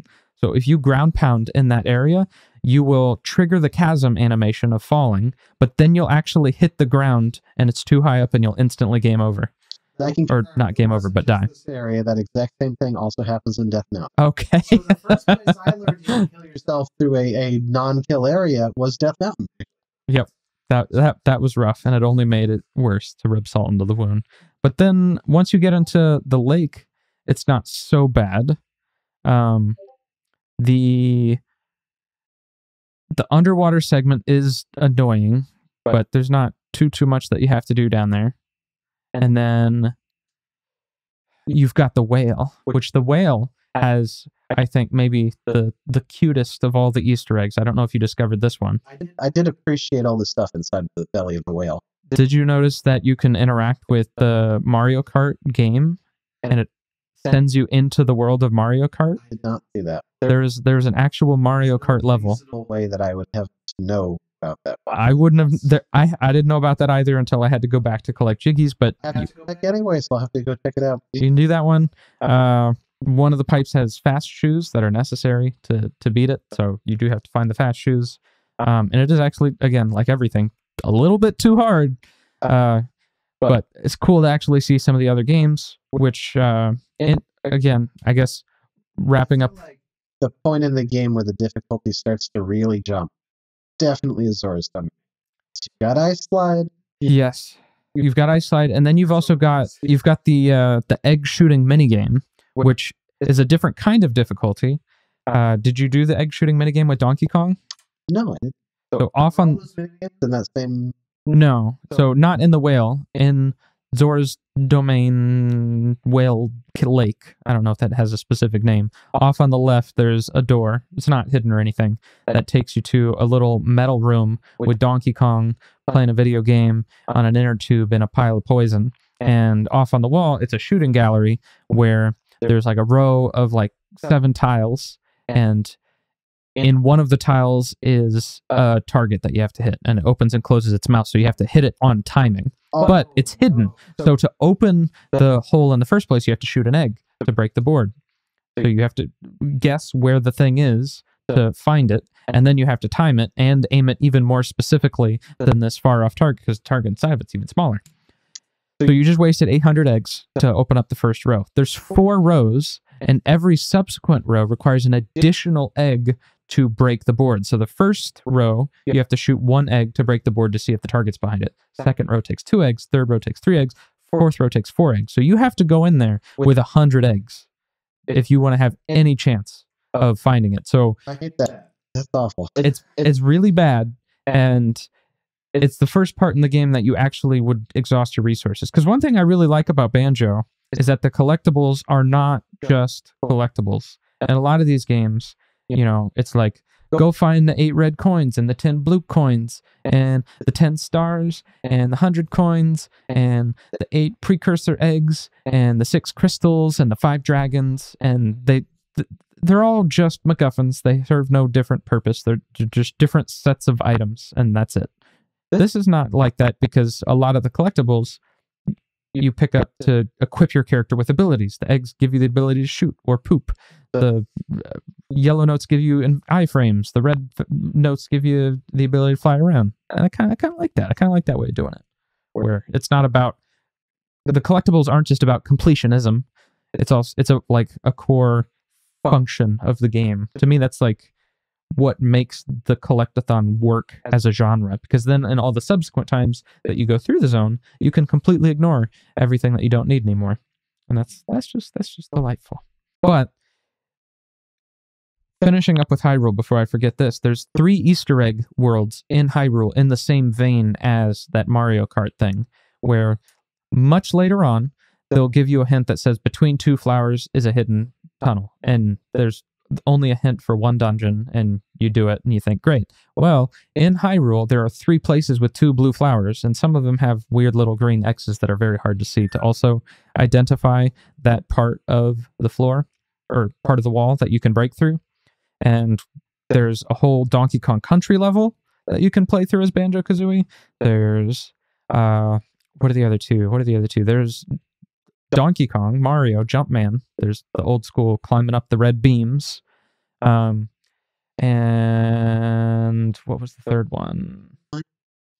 They're really hard to find, but they are secret Jiggies. They're secret areas that are technically not required. I think they say Hyrule Field has 7 Jiggies. It actually has 10. No, the game does tell you about 10. Okay. Just mentioned there's 10 Jiggies, and 7 of them are in the Walnut Ranch. Oh, right. There's the whole museum. I completely forgot about the whole museum area in the castle town. There's clues to teach you about these secret areas. I forgot about that part. By that point, I was in walkthrough mode. Probably never. Yeah, never use it anyway. I might have if I really needed to dedicate myself to find it on my own. I think that's kind of a funny area because you find that like in the second zone. Yeah. And then to get the first clue, you need like, I think it's like 500 or 800. It's a lot. Music notes. So you've basically beaten the game by the time they're trying to help you zero in, which it makes sense. It's a late game thing, I suppose. But but it was cool to see being able to play Banjo in other video games. So not only is it Banjo in Zelda, but it's Banjo in Mario Kart, Banjo in Donkey Kong. This is a cool thing. One of those things that I wish you could check out without having to spend 18 hours of your life to get to it. Then there's the water temple in Lake Hylia. Or is there anything else in Zora's Domain you want to talk about? No, just the ice slide. I did ice slide. That is an area where I encountered something, and I think either I'm doing it completely wrong or it's requiring such ridiculously pixel perfect platforming that I could not imagine ever doing it. There's a point where you have to hit a trigger to make a Jiggy come out of a tube, and then it looks like you're supposed to get speed shoes to run over and jump up to it. And if that's the right way to do it, I was not even able to, without the context of the timer, I wasn't even able to land on the platform in the first place. So I'm afraid there may be a degree of tech I don't know well enough to actually get up there. There's definitely some super secret banjo tech in the game. I don't know that any of it's necessarily required. I mean, like, there are people saying, like, oh, if you want to use the actual fastest way to get around, you got to use a roll into a rapid double jump, and then there's a way, if you double jump at just the right time, your double jump kind of does this little dip in the arc, and you can get the dip to touch your character back onto the ground that allows you to immediately roll again, and that's supposed to be faster than the trot, even though it doesn't feel like it. I don't know. Apparently that's a speedrun tech. But I don't think any of that was necessarily required. Yeah. I'm not here for that. I was here hoping to get just some, fun old school action, not this. I mean, I think I probably could have shaved a lot of time off my run if I could have just like done the jumps well. I think yeah, just good. Solve puzzles up front and that kind of thing could have saved me a couple frames at least. Yeah. But you're just not a good enough game player, man. What are you doing, man? You've only been playing games your whole life. Yeah, man, I couldn't speedrun anything. Then I definitely want to talk about the Forest Temple. So when you get to the Forest Temple, they come right out and tell you that it's going to be the most complicated, involved dungeon in the whole game. It certainly is an entirely different genre of game. Completely. It is. Impressed. I liked it. I feel like I'm probably in the minority for saying so, but for me, it was a nice little change of pace right in the middle of the game where there's actually a hidden language and you have to decode the cipher of what these alien characters represent to put together messages to give you clues to solve puzzles. That was cool. And what I really like about that is it's kind of a self-regulating difficulty, which is not true for the rest of the game, where your ability to solve the puzzle can determine how many hints you need, because they have, I think, the full alphabet hidden somewhere in the game, or mostly in that level. But, if you're familiar with how these character-for-character ciphers work, you can use a lot of hints that I was able to use to figure out the solution to the puzzles, where, like, if there's an apostrophe S, well, the character after the apostrophe is probably going to be an S. Most common word in the English language is the, so if there's a 3-letter word that's in multiple places, then that's probably THE. And if there's repeated characters, then you can get hints there to know that those are probably either double vowels or double T's or whatever. And so it's fun to solve ciphers, and that I like that. It definitely made it take longer, but okay, I'm okay with that. That was the easier part to me than some of the other parts of, like, having to go back and find out where the I swear there was a room with a hidden entrance. Is that the one with the Zelda dungeon? Did you do an old school Zelda dungeon there? There's an old school Zelda dungeon at some point. Okay. Maybe I'm getting my hints mixed up. But there were a few other weirdo puzzles, like there's a chess puzzle. That was kind of cool and different. It had a very different flavor, with the exception of there's a swimming segment where for some reason the air is also water, and you can drown when you're not underwater, when you're down in that sewer. And then there's a platforming segment immediately after the sewer where there's a bunch of weird, janky wooden planks and weird angles on vines. And They did a lot of weird stuff with water in. Yeah, I don't know why they chose that to be the water area. Maybe. I mean, I guess they had an idea, because like, I mean, that temple always had some crazy twisting in it anyway, which is very cool stylistic. They kept the twists. That was cool. I guess they were inspired, because like I don't think the original game had any of that sideways water stuff. But Yeah, this one did. It was a very cool, very cool idea. I like that. There was the clue.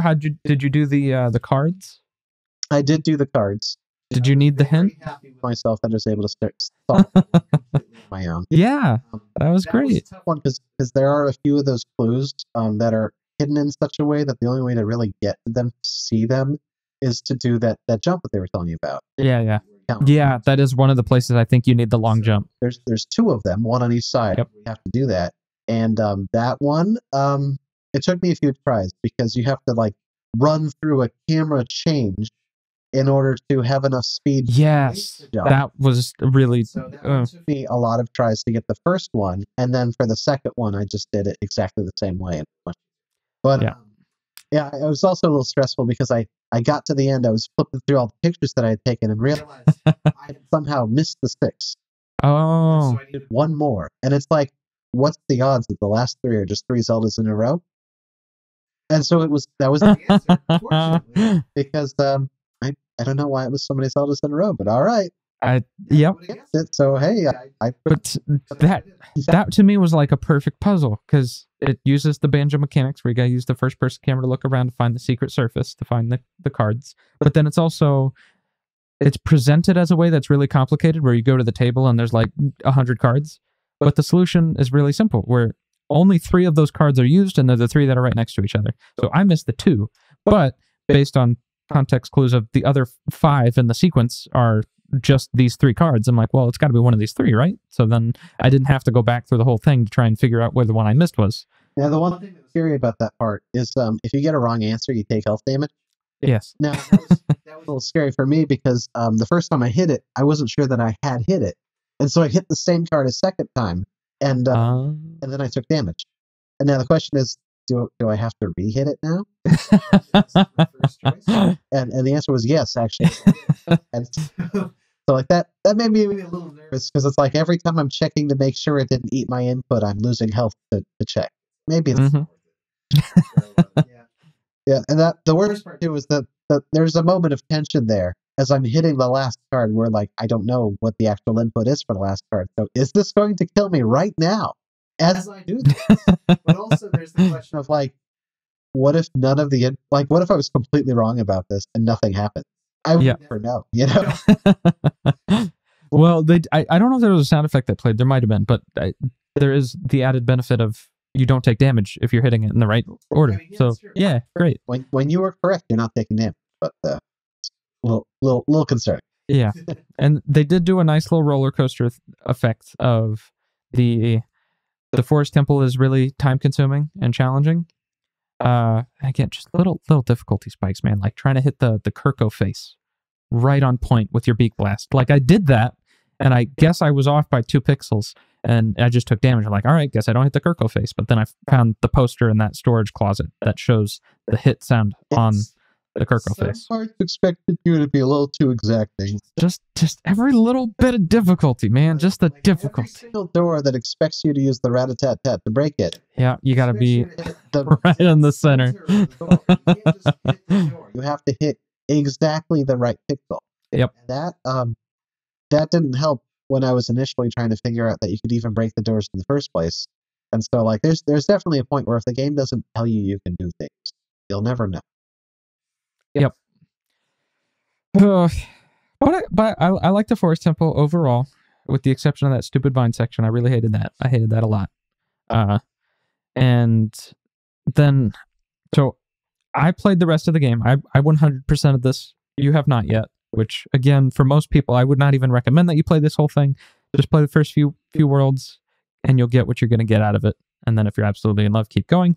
And if you're one of those people, I played through the whole game right there with you, so I can do a little rundown of the rest of it. You got Lake Hylia, which is the easiest zone in the entire game, which, good game design, comes right after Forest Temple. I love the easiest zone in the game. That'd be swell. Yeah, it's funny because that's also the Water Temple, which is known to be the most annoying zone in the game. That's probably why they were very kind. Yeah, but it's a good, like, it's nice to have the easy zone right after the Forest Temple, which is supposed to be the most complicated zone. And, you know, you got your little fishing mini game. It's great to go back to that. That's got to be one of my favorite mini games of all time. I mean, everybody loved fishing in the original, too. So. It's good. It's good. And then there's some sky islands up there. Maybe that's that might be a Skyward Sword reference with a Hylia statue with the giant crystal. I don't remember. There's no floating islands in Lake Hylia. No, there's that. And Ocarina of Time. Okay. So that's all new. I think that's a good addition, because in Zelda's lore, supposedly they were just always there and no one bothered to look. Oh, okay. Assuming any of the worlds are actually connected. I mean, who knows? That's the Zelda timeline. It's going to take a lot longer than a 2-hour podcast to put that thing together. Then at one point the world was covered in water, but then at another point it wasn't. So, you know. I think Wind Waker's supposed to come last. So I think the world ends up covered in water, because if I recall correctly, that Ganondorf is the one who's just done. He's just like, I don't care. Except the one time that it was covered in trains. I mean, who even? That was a fever dream. I just don't know about that one. After Lake Hylia, you've got is Gerudo Valley the one that comes next? I think so. Yes.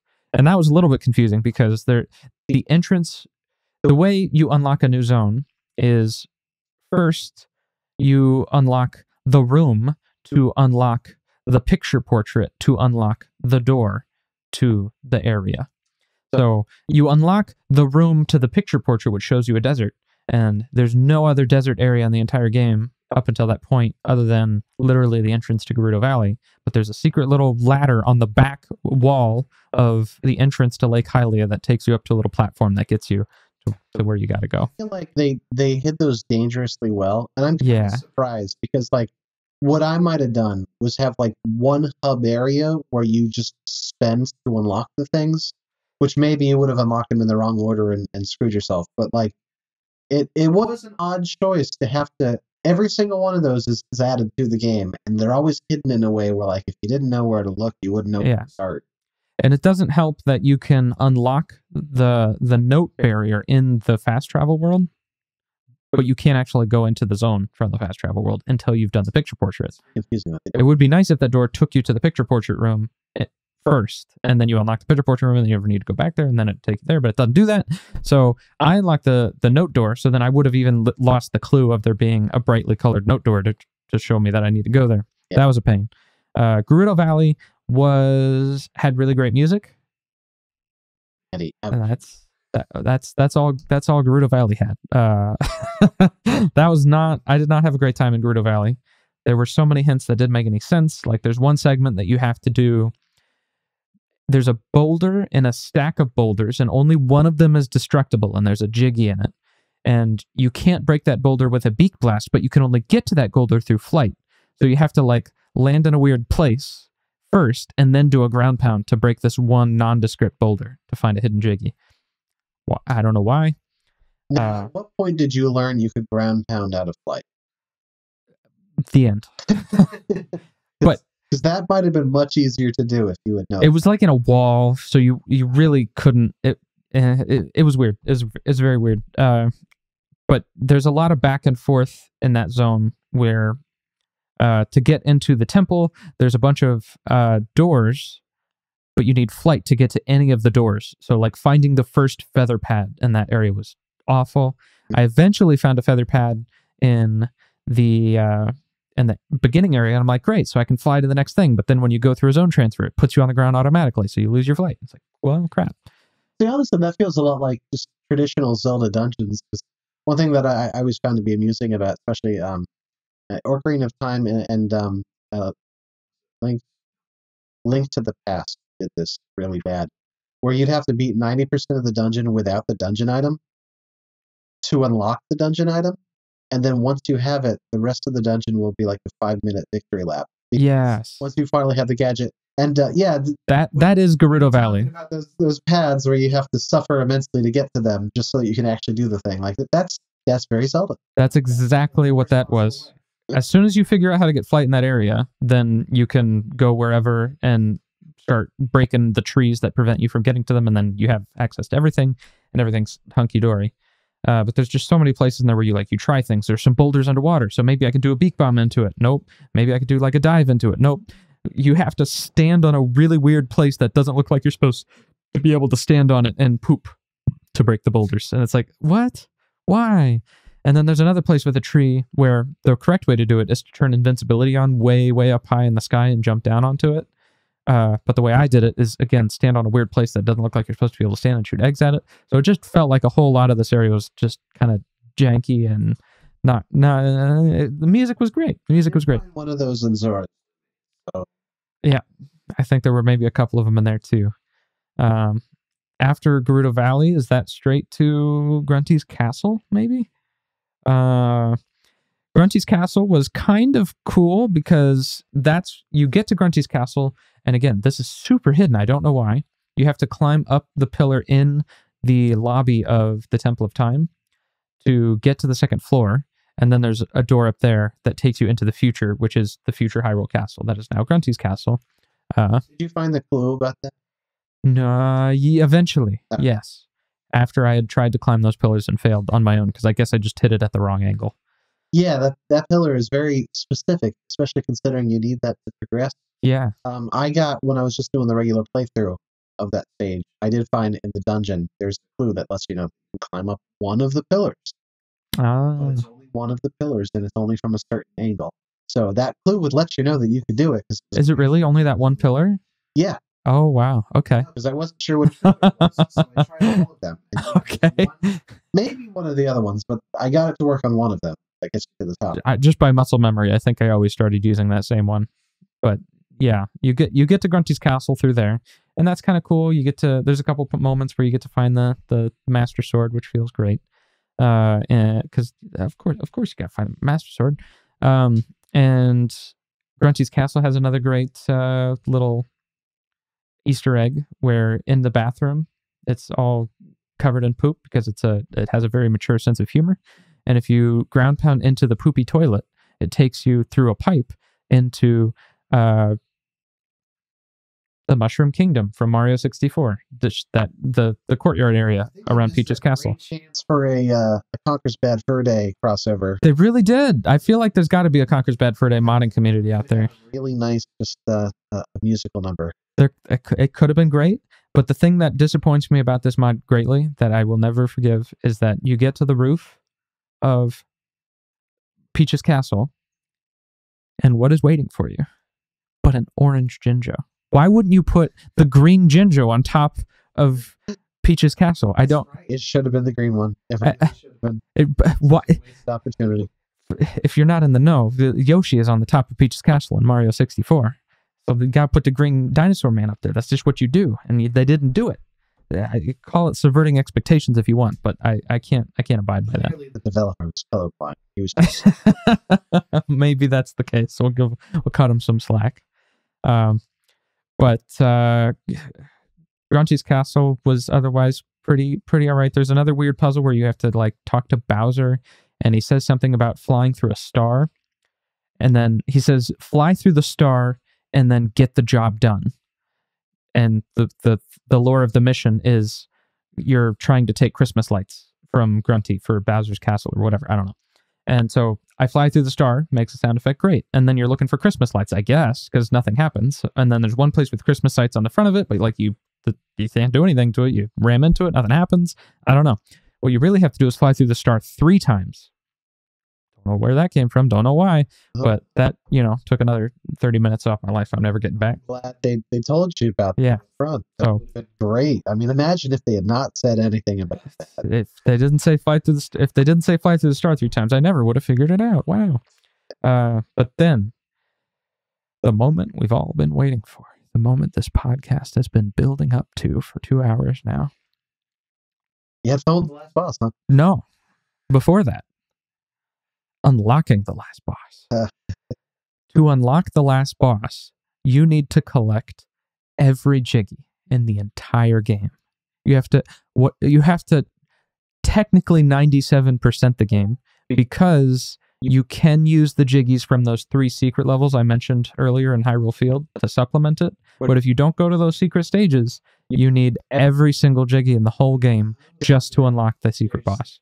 Technically 3 spares, which I took full advantage of. Well, most advantage of. I think I had 1 extra because whatever. But, oh, God. At that point, I was doing pretty good. I 100%ed a couple levels. I got 100 notes and 8 or 9 Jiggies on a couple levels, or 92 notes on a couple things and whatever. But you need 95% of all notes and 100% of all Jiggies just to get into the final boss. So you have to go through the entire game over again. And that's the point where I was like, no, I'm done.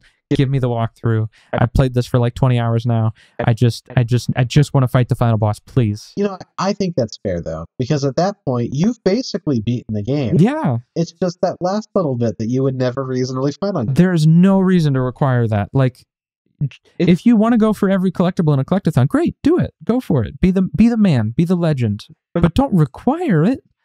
There's a philosophy in game development that's especially popular now, because game development has turned from an art into a business, where producers will say, we're not going to spend our effort on features that most of our players are not going to experience. Because why would I spend $10 million paying 5 engineers and 6 artists and 3 designers to put together this feature that only 5% of our players are ever going to see? Because that's just a bunch of wasted money.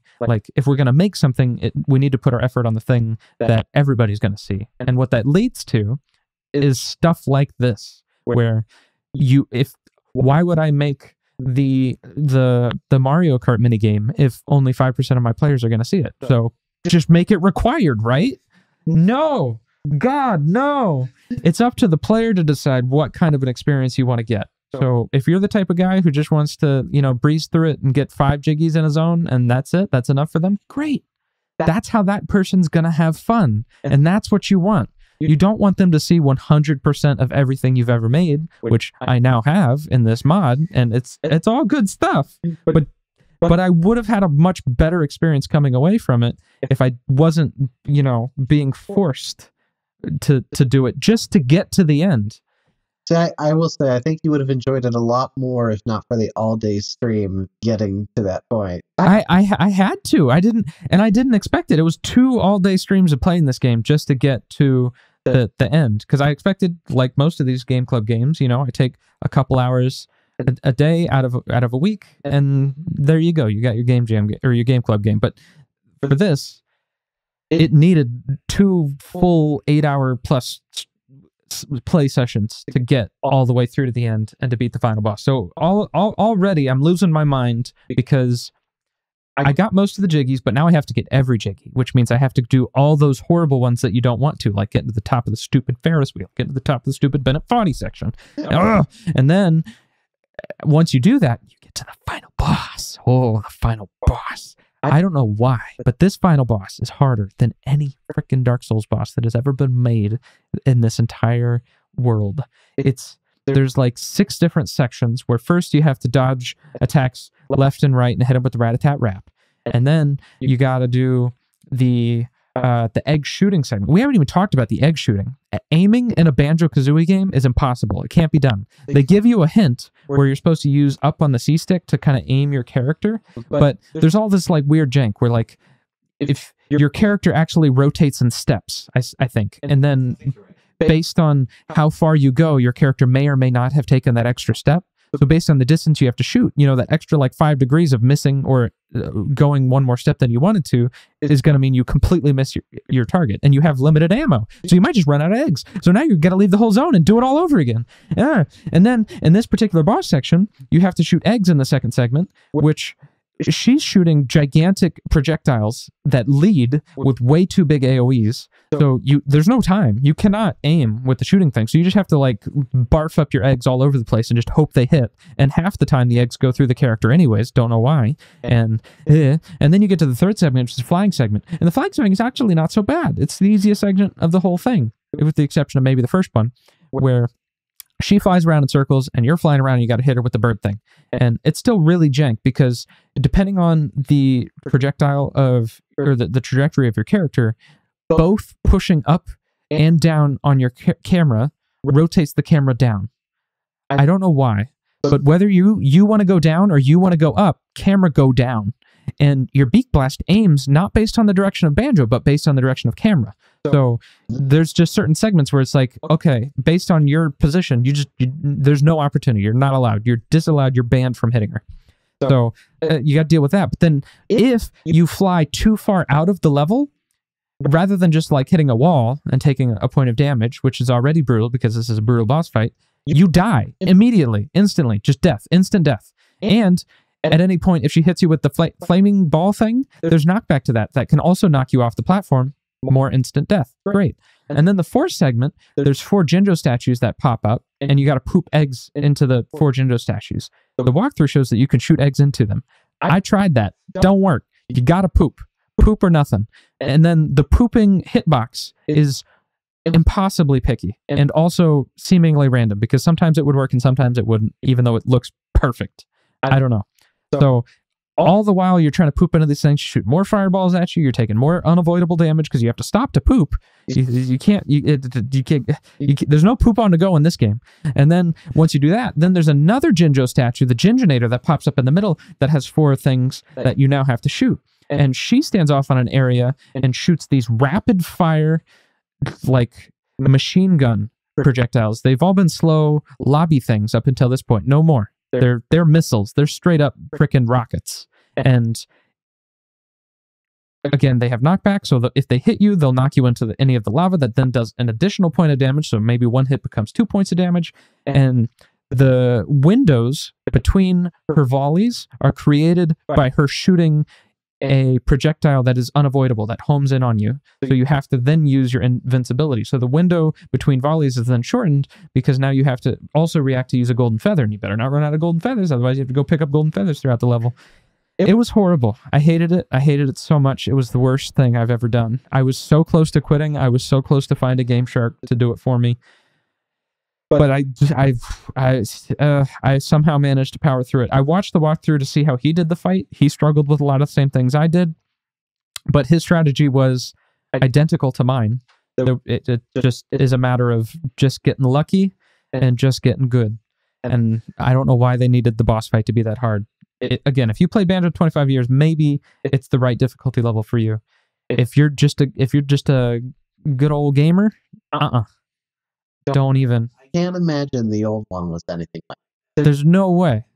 It couldn't have been that many stages. There's a joke throughout the game where they say, like, oh, is the boss fight going to have additional mechanics? And then Kazooie says, no, the developer's too lazy. It's not going to mean anything. So I'm sure some or most of that was new. Yeah. But even the parts that were existent, I'm sure, have been ramped up in difficulty. Like, when you have to avoid her broom sweeps in the first time, you have to avoid 2, 2, 3, and then 4 to get openings. Whereas I'm sure in the original Banjo, it was probably like 1, 2, and 3. Mm-hmm. Not 2, 2, 3, 4. And then I'm sure the same is true for all of the other things. You have to hit her in the air 4 times. You have to shoot her with eggs 12 times. And I'm sure all those numbers are just higher than they needed to be. And I'm sure the geometry of the level maybe was harder than it needed to be. I don't know. It was just too much. I really felt like I was close to losing my sanity at that point. But I did it. It's over. Let's see. All right. So that is Banjo-Kazooie. Are there any other specific highlights you want to call out that we haven't covered up until this point? Well, I just want to say that if you're someone who's been looking for one of these games for 25 years, you played the original and you've been just yearning for Banjo, This is it. I Yeah. think this is a genuinely really good and really authentic for the most part. If you don't mind the occasional rickroll, it's a very authentic Banjo. However, the difficulty makes it can be very hard. Yeah, so either go into it knowing that you're not going to play the whole thing, just play the first couple of worlds, or go into it expecting it to be the game you play that month, because, geez Louise. Whew. Man, it is brutal. But, I mean, it really is, as many of the commenters say, the Banjo Threeie that Banjo fans have been waiting for. It's a full-fledged game from top to bottom, and probably even more so because I can't imagine if you go back and play any of these old games that they would take you 20 plus hours to beat in this day and age. I will say, if you're looking for something to do for a couple of hours, a stage will take you a couple of hours. So, I mean, the length of an individual level, maybe the Forest Temple is an exception, isn't too terribly long for a shorter play session. But the way that the note system is operated, you really want to do the whole stage in one go. So it can be pretty tricky to step away from it for a while to get all things off. Yeah. But that is the one world is probably a good play session length. It's when you start to try and string a few of them together that it can wear a little bit. Yeah. I am curious to see kind of how some of these mod hacks were made, because again, I said it at the top of the podcast, and I'll say it again now. Like, they clearly put a ton of effort into making this, and I can't imagine the tool set for building Banjo is very great. So imagine it's a painful, terrible process through and through. Very good job with this.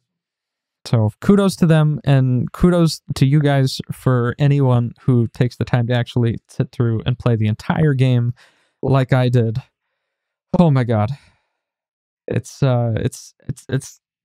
time for a spa day after that. You just kind of need to let go and relax, and maybe not pick up a game controller for a day or two, let the trauma subside.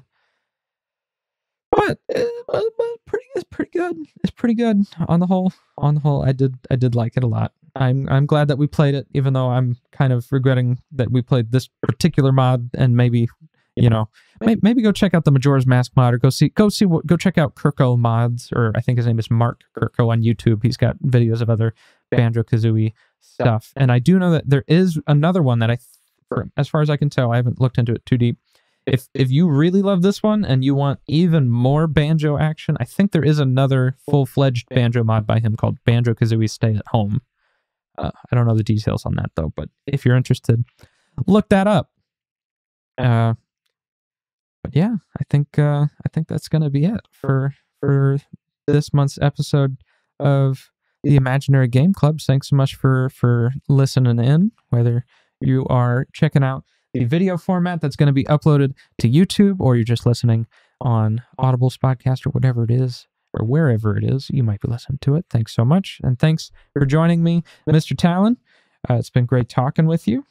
Happy to be here. Next month on the Imaginary Game Club, we will be playing, drumroll please, Neon Abyss, developed by VWoo Games and published by Team 17, which is actually kind of a surprise. They're the publisher behind Overcooked, and they tend to do more couch co-op, split screen, family-friendly type stuff, as far as I'm aware. Maybe they've been branching out in later years. But Neon Abyss is a frantic roguelite action platformer where you run and gun your way into the abyss, featuring unlimited item synergies and a unique dungeon evolution system. Each run diversifies the experience, and every choice alters the rule set. And it's also got a bit of a cyberpunk aesthetic. I do really love these bright, colorful, cyberpunk neon light thing they got going on here. It's very pretty, and I'm as Imaginary Game Studios is currently working on a roguelite of our own. I'm very curious to see what Neon Abyss is all about. Now, I did check. This is a shorter game, definitely much shorter than Banjo and the Jiggies of Time. Should be able to beat it in under 10 hours. And of course, as a roguelite, any one playthrough theoretically should be much shorter play session. So don't need to worry about getting yourself dragged into a 20+ hour long extravaganza like we did this month. This should be a little bit more fun. Maybe chill is not the right word because this looks pretty high octane. But I hope you'll be, even if you're not a part of next month's discussion, I hope you'll be joining us to play the game with us, Talon. And as always, if you want to be a part of the Imaginary Game Club and you want to join, make sure you just go to imaginarygamestudios.com, join the Discord server, and keep up to date with the latest stuff you're working on. And if you haven't clicked off just yet, there's one more thing that I want to plug. This summer, I am hosting the first annual Imaginary Game Jam. It's the first game jam that I'll ever be hosting. I've participated in a number of them up to this point, but I think it's going to be a lot of fun. There's going to be, it's focusing on highlighting solo developers, so you don't need to worry about, putting together a team for this. But if you do have friends that want to contribute and help make assets, whether, maybe you got a friend that likes to do the music or you got a friend that likes to do some art, whatever it is, they can be a part of the game jam too.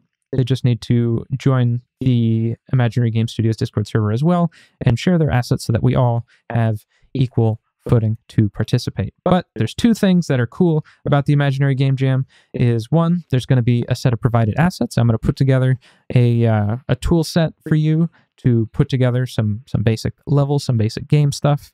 Some of the basic models that you might expect in a video game, whether that's doors, coins, health pickups, the general set that you might expect, as well as the character model for Medic, the mascot of Meticulous. He's going to be available for you to use in your Game Jam game in any way that you want. You don't have to use him in anything health, fitness, diet related whatsoever. You can take him out of the sci-fi theme, put him into a fantasy world. Do whatever you want to your heart's content, and I'm even offering to record up to 250 words of dialogue in Medic's own voice for you to use in your game. Just give me the script, and I will record it for you. And the other cool thing is I am putting up $1,000 of my own USD monies to give away to the winners of the Game Jam. So let me please subsidize your game development addiction and join the Imaginary Game Jam. Again, you can either find the Imaginary Game Jam on itch.io, or like anything that I work on, the easiest way to find it is by joining the Imaginary Game Studios Discord server. Easy to do from imaginarygamestudios.com. And now I've said Imaginary Game Studios too many times in rapid succession, and it's lost all meaning. So that's going to be it for this month's podcast. Thanks so much again. Thanks again, Talon. And thanks again to our studio audience. And until next time, this is Cax signing off. Thank you for listening.